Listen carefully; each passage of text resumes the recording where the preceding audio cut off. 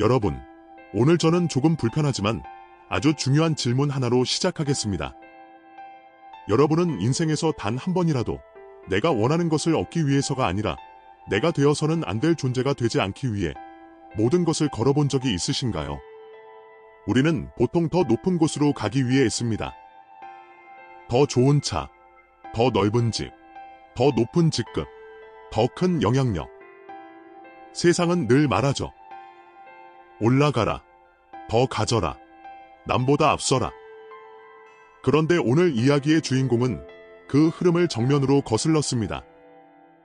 그는 세상에서 가장 화려한 자리, 왕의 자리에 앉지 않기 위해 무려 16년을 버렸습니다. 벙어리 행세를 했고 귀머거리 흉내를 냈고 안전뱅이처럼 누워 지냈습니다. 때로는 똥오줌 속에 누워 있어야 했고 벌레가 살을 파먹는 고통도 참고 견뎌야 했습니다. 죽음의 문턱 앞에서도 눈 하나 깜빡하지 않았습니다. 이 이야기는 10대 본생담의 첫 번째 주인공 테미야 왕자의 이야기입니다. 가야 할 길이 아니라 가지 말아야 할 길을 아는 것이 지혜다. 이 문장이 오늘 이야기의 중심입니다. 우리는 어디로 갈까를 고민하지만 어떤 순간에는 절대로 어디로는 가지 않겠다가 먼저 정해져야 합니다. 그 결정이 선명해질 때 인생의 방향이 잡힙니다. 테미야는 바로 그 가지 않겠다를 위해 16년을 걸었습니다. 이야기는 옛 인도 카시국의 바라나시 왕국에서 시작됩니다. 왕에게는 단 하나의 큰 고민이 있었습니다. 후계자가 없다는 것이었죠. 왕은 매일 기도했습니다. 나라의 미래를 맡길 아들이 태어나기를, 왕국의 등불이 되어줄 아이가 태어나기를. 그러다 마침내 온 나라의 축복 속에 아들이 태어납니다. 그 아이가 바로 테미야였습니다. 왕은 아이를 금지옥엽으로 키웠습니다. 궁 안의 모든 향기로운 꽃과 비단과 보석이 마치 아이를 위해 존재하는 것처럼 보였죠. 신하들은 환하게 웃으며 말했습니다. 왕국의 복이 태어났습니다. 왕도 그렇게 믿고 싶었습니다. 아이의 손가락 하나, 눈빛 하나가 움직일 때마다 왕은 미래의 영광을 보았습니다. 그런데 테미야가 태어난 지 몇 년이 되던 날, 그의 운명을 뒤집는 장면이 펼쳐집니다. 왕은 어린아이를 무릎에 앉힌 채 재판을 보고 있었습니다. 신하들이 죄수들을 끌고 들어오고 증언이 오가고 왕의 판단이 내려져야 하는 순간들이었습니다. 그리고 왕의 입에서 서슬퍼런 명령이 떨어집니다. 저 죄수는 채찍질 1000대를 때려라. 저자는 감옥에 가둬라. 저 배신자는 창으로 찔러 죽여라. 왕이 악해서가 아닙니다. 왕좌에 앉는 순간 해야 하는 일이 달라집니다. 왕이 된다는 것은 선택이 아니라 업을 짊어지는 일이다. 왕은 한 사람의 감정으로만 살 수 없습니다. 나라의 법, 질서, 두려움, 분노, 복수의 욕망까지 모두가 왕의 손에 얹어 올라옵니다. 왕이 내리는 한 문장은 누군가의 인생을 끊어놓고 누군가의 가족을 울리고 누군가의 마음에 독을 남깁니다. 테미야는 어린이였지만 그 자리가 가진 무게를 기억으로 알아버린 겁니다. 그 순간 테미야의 마음속에서 설명할 수 없는 기억이 터져 나옵니다. 불교에서는 숙명통이라고 하죠. 전생의 기억이 되살아난 겁니다. 나도 아주 먼 옛날 왕이었다. 나도 저렇게 명령했다. 그리고 그 업보로 나는 죽어서 8만 년 동안 지옥에서 불타올랐다. 갓난아기가 8만 년의 고통을 떠올리는 장면을 상상해 보십시오. 왕궁의 화려한 천장이 불타는 천장처럼 보였을 겁니다. 왕의 따뜻한 손길이 자기를 지옥으로 밀어넣는 손길처럼 느껴졌을 겁니다. 고통은 처음이 아니라 다시 반복될 때 지옥이 된다. 테미야의 공포는 과장이 아닙니다. 다시는 그 길로 돌아가지 않겠다는 절박함이었습니다. 사람을 무너뜨리는 건 고통 자체보다 또 반복될 거라는 확신입니다. 한 번의 상처보다 같은 상처를 또 받아야 한다는 예감이 사람을 무너뜨립니다. 그리고 테미야는 그 반복을 끊는 방법이 지금 여기서 멈추는 것뿐이라는 걸 알았습니다. 그 자리에서 테미야는 결심합니다. 나는 결코 왕이 되지 않겠다. 많은 사람은 여기서 그가 도망쳤다고 생각합니다. 하지만 도망친 것이 아니라 멈춘 것이다. 그는 겁이 나서 물러난 게 아닙니다. 업으로 가는 발걸음을 멈춘 겁니다. 그리고 그 결심을 지키기 위해 그는 긴간으로서 쓸모없는 존재가 되기로 합니다. 말하지 않는 아이, 듣지 않는 아이, 움직이지 않는 아이. 그렇게 보이면 왕위에서 밀려날 테니까요. 여기서 테미아가 선택한 건 연기였지만 그 연기의 바닥에는 아주 단단한 진심이 있었습니다. 나는 죄를 짓는 자리에 다시는 서지 않겠다. 그날 이후 테미아는 울음을 그쳤습니다. 웃음도 멈췄습니다. 음식을 먹여도 무표정했고 누가 이름을 불러도 반응하지 않았습니다. 왕궁은 발칵 뒤집혔습니다. 우리 왕자가 천치가 되었다. 마귀가 씌었다. 온갖 말이 퍼졌습니다. 왕은 믿을 수 없었습니다. 그럴 리 없다. 내 아들이 그럴 리 없어. 왕은 전국의 의사와 점술가를 불러 모았습니다. 손을 대 보기도 하고 약초를 먹이기도 하고 주문을 외우기도 했습니다. 그러나 테미아는 미동도 하지 않았습니다. 그리고 시작됩니다. 인류 역사상 가장 잔혹하고도 고독한 16년의 시험. 이건 참는 이야기가 아니라 결단의 이야기다. 16년은 시간이 아니라 결단이 만든 거리였습니다. 첫 번째 시험은 식욕이었습니다. 아이를 며칠씩 굶깁니다. 그리고 코앞에 고기와 과일을 둡니다. 향기로운 냄새가 코를 찌르고 침이 고이게 만들죠. 보통의 아이였다면 손이 먼저 나갔을 겁니다. 하지만 테미아는 속으로 생각했습니다. 이 배고픔은 지옥에서 마셨던 뜨거운 쇳물에 비하면 아무것도 아니다. 지금의 배고픔보다 다시 돌아갈 고통이 더 두려웠다. 그에게 한 끼는 단순한 음식이 아니라 왕자로 돌아가는 한 걸음이었습니다. 그러자 시험은 더 교묘해집니다. 음식만이 아닙니다. 장난감, 화려한 옷, 향기로운 기름, 부드러운 침상, 따뜻한 담요. 내가 반응만 하면 이 모든 것이 내 것이다. 세상은 이렇게 속삭입니다. 우리가 흔히 넘어지는 유혹도 비슷하죠. 조금만, 딱 한 번만, 이번만 그 한 번이 습관이 되고 습관이 길이 되고 길이 업이 됩니다. 테미아는 그 첫 단추를 끊어내려 했습니다. 그래서 그는 아무것도 아니다라고 스스로를 만들어버립니다. 갖지 않으면 빼앗길 것도 없고 올라가지 않으면 떨어질 것도 없기 때문입니다. 두 번째 시험은 공포였습니다. 어느 날은 갑자기 코끼리를 풀어 아이를 받게 하려고 합니다. 땅이 울리고 코끼리의 숨소리가 가까워지고 발굽이 코앞까지 다가옵니다. 또 어떤 날은 칼을 든 사내를 보내 목에 칼날을 들이댑니다. 아이의 동공이 떨리는지 눈이 흔들리는지 공포의 반응이 나오는지 확인하려는 잔인한 시험입니다. 하지만 테미아는 눈 하나 깜빡하지 않았습니다. 죽음을 겪어본 자는 죽음을 재촉하지 않는다. 그는 죽음을 무시한 게 아닙니다. 오히려 그는 죽음을 부르는 삶이 무엇인지 너무 잘 알았기에 그 길을 피하고 있었습니다. 여러분, 어떤 사람은 용감해서 흔들리지 않는 게 아닙니다. 이미 끝을 본 사람이라 그 끝으로 가는 길을 더는 밟지 않기로 한 겁니다. 세 번째 시험은 혐오와 감각이었습니다. 왕은 테미아의 몸에 설탕물을 바르게 합니다. 파리와 개미떼가 달라붙게 만들죠. 살을 쪼고 물고 가려움이 올라오고 피부가 부어오릅니다. 그러면서도 그는 손가락 하나 움직이지 않아야 합니다. 그리고 더 끔찍한 시험이 이어집니다. 테미아는 똥오줌을 가리지 않는 아이처럼 보여야 했습니다. 오물 속에 누워 있어야 했고 벌레가 살을 파먹는 통증을 견뎌야 했습니다. 몸이 더러워지는 것보다 마음이 더러워지는 것을 그는 피했다. 그는 몸이 망가지는 것보다 마음이 흐트러지는 것을 더 두려워했습니다. 우리는 보통 반대로 삽니다. 겉은 깨끗이 하려고 애쓰면서 마음은 쉽게 더러워지죠. 그래서 이 장면이 불편한 겁니다. 테미아는 그 불편을 온몸으로 거꾸로 보여줍니다. 하지만 왕은 여기서 멈추지 않습니다. 사람은 확신을 얻기 전까지 더 세게 밀어붙입니다. 그래서 또 다른 시험이 시작됩니다. 첫째는 모욕의 시험입니다. 일부러 사람들을 불러 조롱하게 합니다. 왕자라더니 고장 난 인형이구나. 나라의 짐이다. 그 말은 귀로 들리되 들리지 않는 척해야 합니다. 여러분도 아시죠? 고통은 몸의 통증보다 모욕과 억울함이 더 오래 남습니다. 그런데 테미아는 그 억울함조차 붙잡지 않습니다. 억울함을 붙잡는 순간 마음은 상대에게 매달리기 시작하니까요.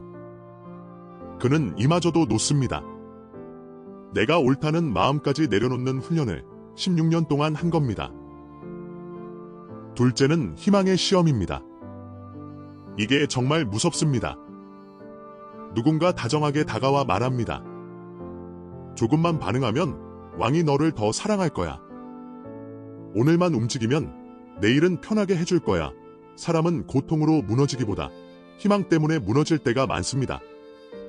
희망이 달콤할수록 배신도 커지니까요. 테미아는 희망의 미끼를 문 순간 왕관으로 끌려간다는 걸 알았습니다. 그래서 그는 끝까지 무반응으로 남습니다. 셋째는 습관의 시험입니다. 해가 바뀌고 계절이 4번 바뀌고 또 바뀝니다. 한두 달이면 사람은 버틸 수 있습니다. 그러나 16년은 다릅니다. 몸은 성장하고 마음은 흔들리고 어느 날은 왜 이렇게까지 해야 하지라는 생각이 올라옵니다. 여기서 테미아가 붙잡은 것은 생각이 아니라 방향입니다. 생각은 매일 바뀌지만 방향은 한번 정하면 흔들리면 안 됩니다. 그래서 그는 매일 속으로 되뇌었을 겁니다. 왕자는 달콤하지만 그 달콤함이 나를 지옥으로 데려간다. 잠깐의 편함이 끝없는 고통이 된다. 그렇게 자기 자신에게 스스로를 다시 묶어둔 겁니다. 시험은 계절처럼 반복됩니다. 어느 해에는 추위가 옵니다. 이불을 걷어가고 차가운 돌바닥에 눕힙니다. 또 어느 해에는 더위가 옵니다. 땀과 벌레와 냄새가 함께 올라옵니다. 누군가는 조롱합니다. 누군가는 불쌍하다며 울고 누군가는 화가 나서 소리칩니다. 의사들은 기 아이는 반응이 없다고 말하고 점술가들은 재앙의 징조라고 말합니다. 왕은 밤마다 고민했을 겁니다. 내가 뭘 잘못했나? 저 아이를 살릴 방법이 없나? 그러나 테미아는 그 모든 소리 속에서도 한 번도 연기를 풀지 않습니다. 시간은 고통을 줄이지 않는다. 의지 고통을 이긴다. 시간이 버텨준 것이 아니라 의지가 버텼다. 그의 16년은 세월이 만든 것이 아니라 방향이 만든 시간이었습니다. 그리고 마침내 테미아가 16이 되던 해 왕은 결단을 내립니다. 점술가들이 압박했기 때문이죠. 이 아이는 왕국의 재앙이다. 나라의 기운을 막는다. 왕은 마음이 찢어졌을 겁니다.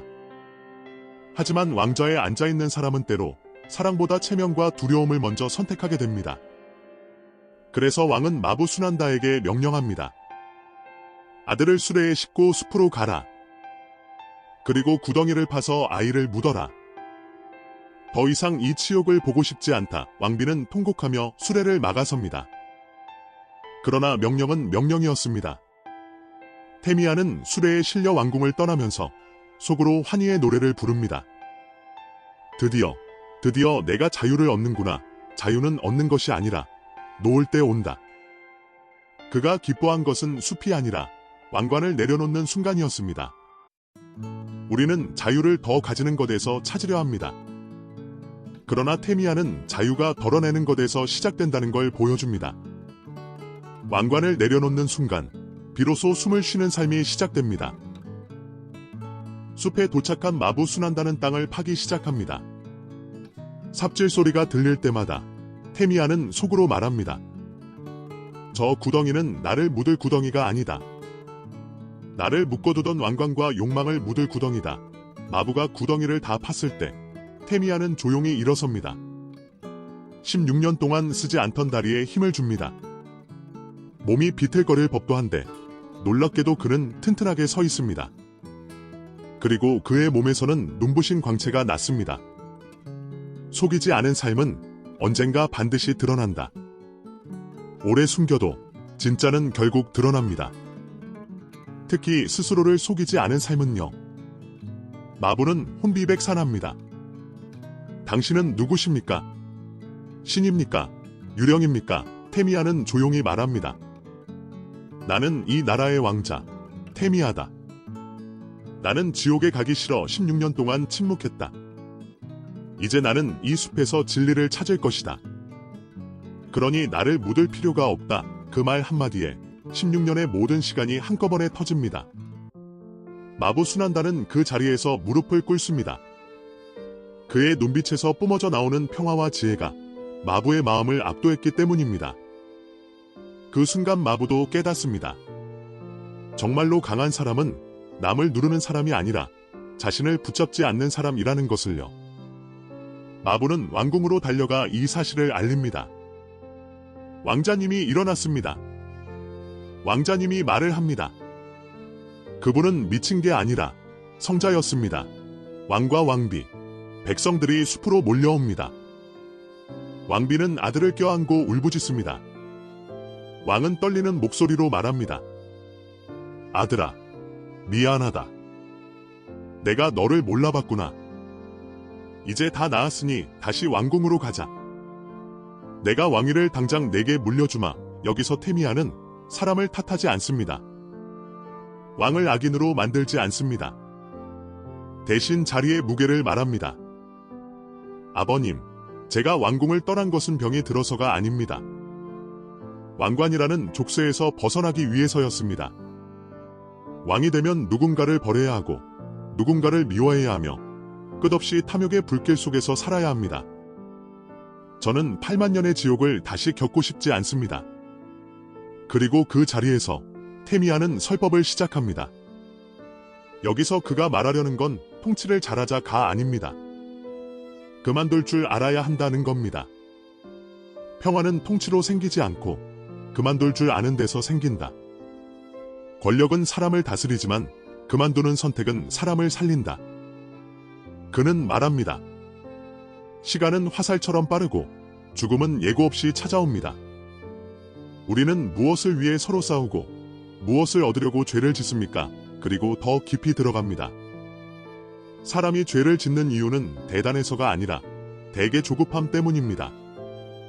조금 더 빨리, 조금 더 많이, 조금 더 편하게. 그 조급함이 남의 눈물을 받게 하고 남의 등을 받게 합니다. 테미아는 또 말합니다. 나는 왕자를 두려워한 것이 아니다. 왕자가 내 안의 탐욕을 깨울까 두려웠다. 밖의 적보다 내 안의 불이 더 무섭다. 이 말은 우리에게도 그대로 적용됩니다. 우리는 남이 문제라고 생각하지만 사실 내 안에서 일어나는 탐욕과 분노와 자만이 문제일 때가 더 많습니다. 그는 이어서 말합니다. 오늘 내가 가진 이 평화는 왕궁의 모든 보석을 합친 것보다 귀하다. 평화는 얻는 것이 아니라 내려놓는 것이다. 내려놓을수록 마음은 가벼워지고 가벼워질수록 사람은 남을 해치지 않는다. 그 목소리가 숲 전체를 울립니다. 욕망으로 달아오르던 가슴에 차가운 물이 스며드는 것처럼 사람들의 마음이 가라앉습니다. 왕은 그제야 깨닫습니다. 자신이 아들에게 주려고 했던 왕권이 사실은 아들에게 가장 큰 고통이었다는 것을요. 결국 왕과 왕비는 나라를 버리고 테미아와 함께 수행자의 길을 택하기로 합니다. 백성들도 그 뜻을 따릅니다. 바라나시 왕국은 전쟁과 정치가 지배하는 곳이 아니라 수행과 평화가 지배하는 공동체가 됩니다. 이것이 테미아가 16년의 침묵 끝에 일궈낸 지혜의 승리입니다. 이제 이 이야기는 여러분 이야기입니다. 여기서 질문이 바뀝니다. 테미아가 대단하다가 아니라 나는 어디서 멈출 것인가입니다. 가지 말아야 할 길 앞에서 멈출 수 있는가?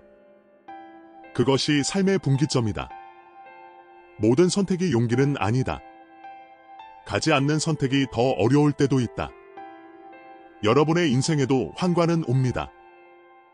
높은 자리일 수도 있고 달콤한 돈일 수도 있고 인정받는 기회일 수도 있습니다.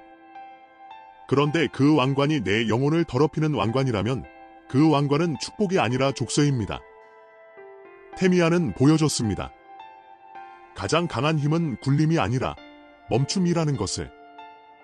더 얻는 힘이 아니라 더 가지지 않는 힘이 사람을 살린다는 것을. 오늘부터 여러분 삶에도 성스러운 침묵 하나를 두십시오. 세상의 소란에 즉시 답하지 말고 내 안의 진실한 목소리에 귀를 기울여 보십시오. 내가 정말 원하는 것이 저 화려한 왕관인지 아니면 내 영혼의 평화인지. 여러분의 침묵이 언젠가 큰 함성이 되기를 바랍니다. 긴 시간 경청해 주셔서 감사합니다. 공감되셨다면 주변 분들을 위해 공유해 주시고 구독과 좋아요로 함께 해주세요. 감사합니다.